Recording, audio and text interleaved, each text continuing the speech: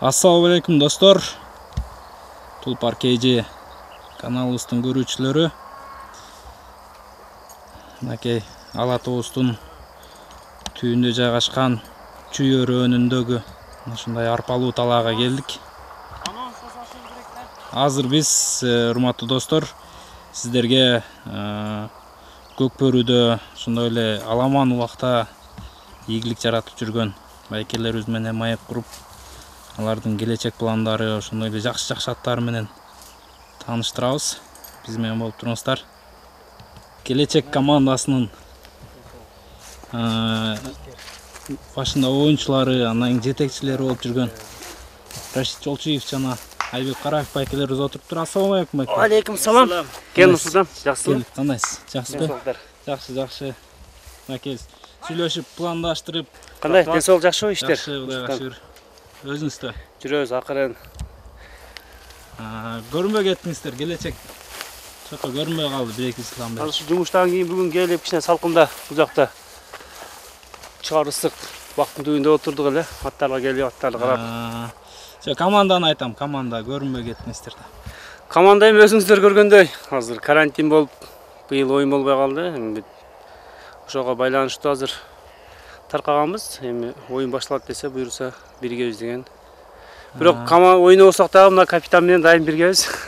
Биз ошол жумуштан кийин келебиз, эс алып, аттарды карап. Азыр эми дем алыш карантинге кечеги күнү эле чыкты. Эми шарты ушундай экен. Орозо да болуп калды. Кудайга шүгүр орозо менен алышып, эми аттарга келип отурабыз. Жакшы. Эми быйыл эмне деп атат? Быйыл болот экен Көкбөрү же бүттү ушул боюнча? Азырынча белгисиз да. Аны биз айта албайбыз. Может болуп калат. 31-ине дагы убакыт бар го. Эми көрсө көрөбүз. Ошого үмүт кылабыз эми. Анан кече телефондо сүйлөшкөндө Рашид байке айтып калдыңыз эле, бир жакшы ойлорум да бар, ушу аттар боюнча депчи. Эми ошол сиздин ойлоруңузду дагы угуп кетели деп атайын.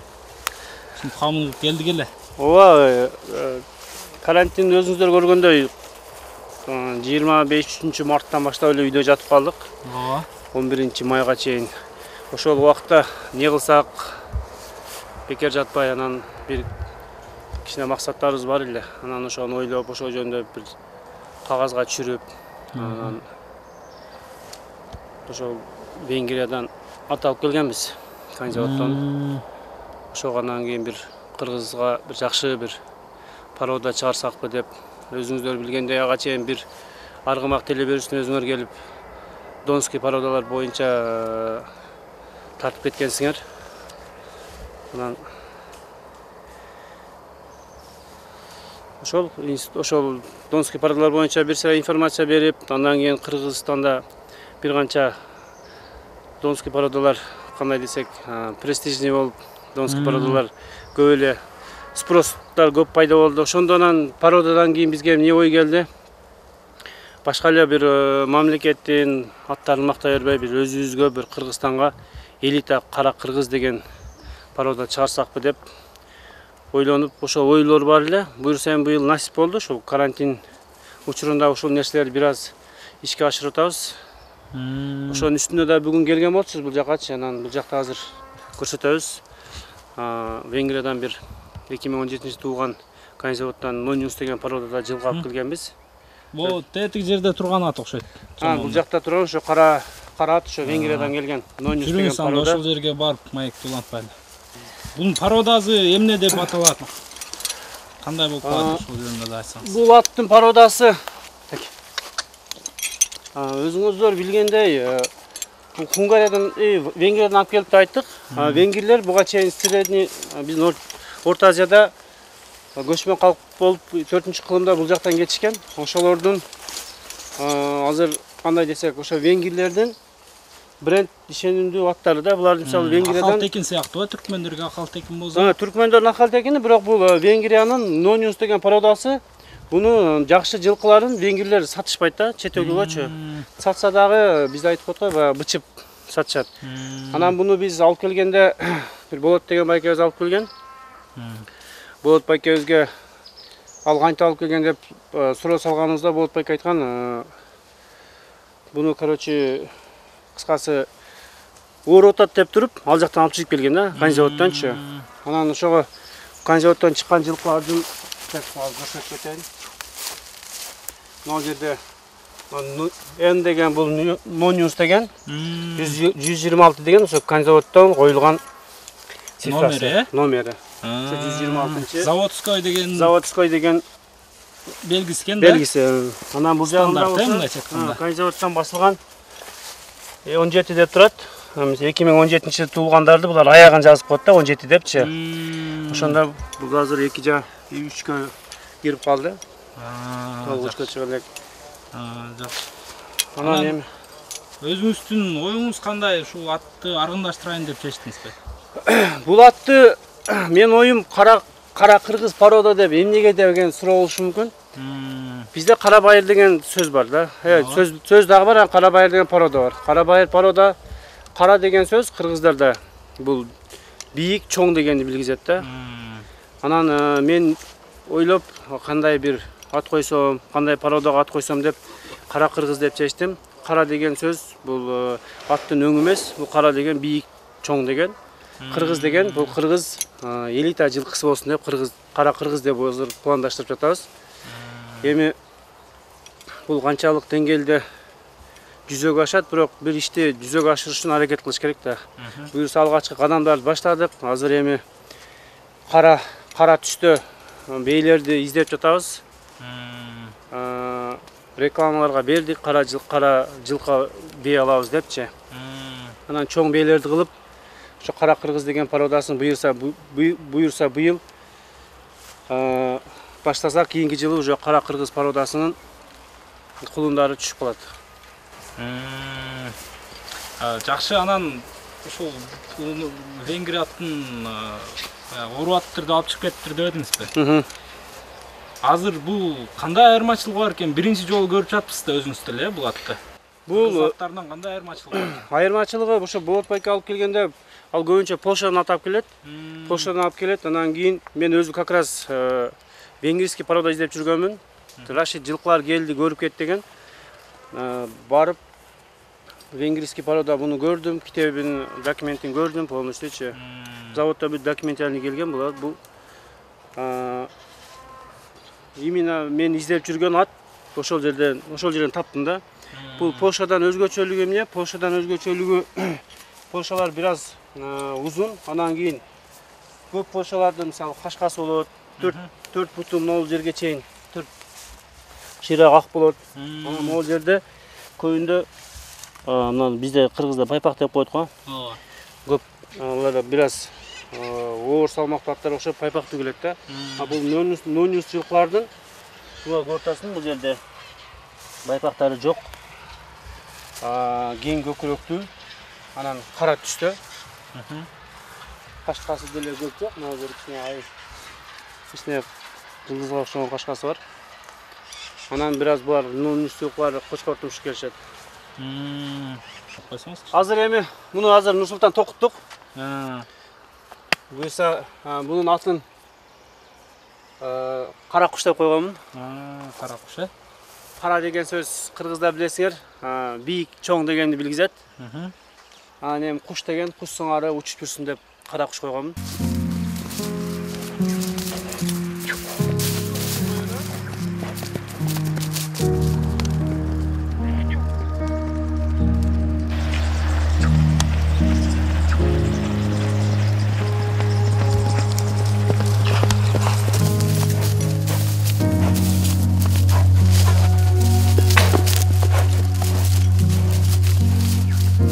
Мына достор, көрдүк азыр. Чындыгында ыкчам буттары туяк жеңил деп коет го. Ушундай ат экен. Көлөмүнө кыймыл аракеттери жакшы төп келет экен. Анан Рашидке айтсаңыз, бул ат кара кыргыз аты качан чыгат эми? Кандай максат кылып атасыздар? Башка да айгырлар келеби же ушул менен эле баштап турасыздар? Эми бунун өзүнүн тарыхында деле нормандский менен англо-араб айгырынан венгрлер Nonius породасын чыгарганда бир айгырдан элечи. Эми мен деле ошол пока бирөөсү менен баштап турайын деп атам. Ошо Нониус менен быйыл бир планда 10-15 бээ 1.65-тен жогорку кара бээлерди алсак деп пландап атабыз. Жарыяда бергенбиз. Группаларга таштап издеп атабыз. Азыркы учурда 2 бээ алдык чоң бээлерден. Анан буюрса ошо кара кыргыз породасын кийинки жылы биринчи кулундарын алып калабыз деген пландарыбыз бар. Анан эми кара кыргыз деп койгондун себеби кара деген сөз бийик деген сөз. Кыргыздачы, кыргыздын өзү. Бул кара дегенде көбү перевод кылат да, мисалы, кара кыргыз деп илгери автономиялуу область болгондо, ошондо чорный кыргыз деп отуруп алышкан. Ал сөз негизинен ката да. Кара деген сөз кыргызда бийик, чоң деген нерсени билгизет да. Ошо бийик, чоң, даражалуу, күчтүү нерсе дегенде. Күчтүү кыргыздар деп өзү ошончо автономиялуу область болгон. Мен деле ошодон алып, эми биздин өзүбүздүн күчтүү, чоң элита породасын чыгарайлы деп, атайын ошо кара кыргыз деп ат койдук породагачы. Анан эми бул жылкынын деле өзү азыр 3 жашта, буюрса июнда 3кө толот. Азыр бою 1.68ге барып калды. 1.70-тен өтөт деген пландарыбыз бар. Анан эми Нониустун булар неге бул жылкын тандадык? Булар кең көкүрөктүү болот. Мындай айтканда Донский породанын эле карасы да буларчы. Анан бул венгрлер буну көбүнчө согуш мезгилинде көп колдонушкан. Согуш мезгилинде көп колдонушканда бул аттардычы. Анан бул породанын неси? Булардын эми канында араб аттарынын кандары да кан болгондуктан туяктарында түктөрү жок. Туяктар бекем. Анан өзү чоң болгон менен аябай мындай күлүк, ыкчам, Жеңил, жеңил. Анан эми буюрса ошол максаттарыбыз ушу. Кара кыргыз порода, элита породасын чыгара алсак, анан ошол эле өзүбүздүн коңшулаш Казакстан, Өзбекстан, Афганистан, Тажикстан мамлекеттерге экспорттоосу деген пландарыбыз бар. Себеби азыр талап бизде чоң аттарга аябай талап күчөп кетпедиби? Анан Орто Азияда азыр аламан улак көбүнчөчү. Аламан улак. Эми буну биз аламан улакка эле ыктап жатабыз. Ошо аламан улактын элита аттарынан кылсак депчи. Анан эми ар бир кыргыздын үйүндө, сенин үйүңдө, менин үйүмдө кийин өзүбүздүн кара кыргыз элита породабыз турса, мисалы түркмөндөр вообще өздөрүнүн акыл-текин сатпайт эч кимгечи. Түркмөндөрдө сөз бар го. Жан бермей бар, ат бермей жок депчи. Буюрса биз деле кийин кара кыргыз породасын ошондой деңгээлге жеткире алсак жакшы болмок. Анан эми буга болгон күчүбүздү жумшайбыз. Канчалык деңгээлде ишке ашат, канчалык деңгээлде ишке ашпайт, эми бул Алла көрсөтөт. Бирок эми бир ишти баштаганда ошол максатың болуш керек да. Анан эми ар бир мамлекетте болсун, же жылкы чарбасында, мал чарбасында болсун, идеология болуш керек да, өзүңүнчө. Мисалы өзүңүн туу туткан бир жылкың болсо, туу туткан бир породаң болсо, ошо менен сени дүйнө тааныйт да. Бул биздин максат Орто Азиядан баштап дүйнөгө таануулуу. Анан эми мынау буюрса кийинки жылдан кулундар чыгып калса, андан кийин кандай кетет, эми аны иш көрсөтөт да. Анан негизи чынында баягы венгрлер булар гундар да. Баягы биз жашап жаткан Орто Азиядан кетишкен да булар Европагачы. 4-кылымдарда өзүңүз так айтып өттүңүз. Менин оюмча бул аттардын түпкү теги ушул биз жашап аткан жерлерде болгон болушу мүмкүн, Эми гундар өзү көчмө калк болушкан да. Көчмө калк болгондуктан булар Орто Азияда көчүп ушул жакта жашап жүрүшкөн. 4-кылымда бул жактан кетишкен 370-жылдарычы. Эми энелери, себеби бунун атасы ошол норма англо айгыр болгондуктан бунун энелери ошо венгрлердин бээлери болгон да. Ал бээлер мүмкүн бул жактан бизден средний ошо Орто Азиянын чоң жакшы кандуу бээлери болушу мүмкүн. Эми аны тарыхта издеп көрүш керек, тактап көрүш керек да. Анан эми биздин тарых буюрса венгр жылкысы менен кара кара байыр кыргыз бийлеринин аралашмасынан чыккан кара кыргыз породасындагы элита жылкысы деп тарыхта калыш керек да. Жакшы экен оюңуз, албетте. Кыргыз кара байырды деле биз кыргыз жылкысы дегенибиз менен Өзбекстанга барсаң, бул жок өзбек жылкысы дейт экен. Казакстанга барсаң, казак жылкысы дейт экен. Демек кыргыздын өзүнүн дагы кыргызга гана тиешелүү ат болот экен да буюрса. Буюрса эми максаттарыбыз ошол. Ошон үчүн муну элита деп атап атабыз. Элита деп аты деле айтып атпайбы? Кара кыргыз депчи. Бийик, чоң. Анан эми биз эмне үчүн өзүбүздүн жылкыларды, мисалы өзүбүз бир нерсени идеология ойлоп, өзүбүз бир порода таап, ошону эмне үчүн биз көтөрбөшүбүз керек да. Ар бир биздин өзүбүздүн деле кара кыргыз деген сен айткандай өзүбүздүн брендтелген аттарыбыз болсо, кийин балдарга, кийинки муундарыбызга биз жасаган бир жакшы иштердин Бири болмок да. Мына достор, буюрса Рашид Жолчиев байкебиз жакшы демилге көтөрүп, ушундай жакшы бир план коюп тур байке. Эмне дейбиз эми? Койгон планыңыз ишке ашсын. Буюрса кыргыздын кара кыргыз аргымагы Орта Азиядан өзүңүз айттыңыз, Аламан улакта топ жарып, күчтүү аттардан болуп чыгып калса, кыргыздын гана сыймыгы. Эми эч ким айтпайт Рашид Жолчиевдин аты эле депчи. Кыргыздын аты мынакей деп.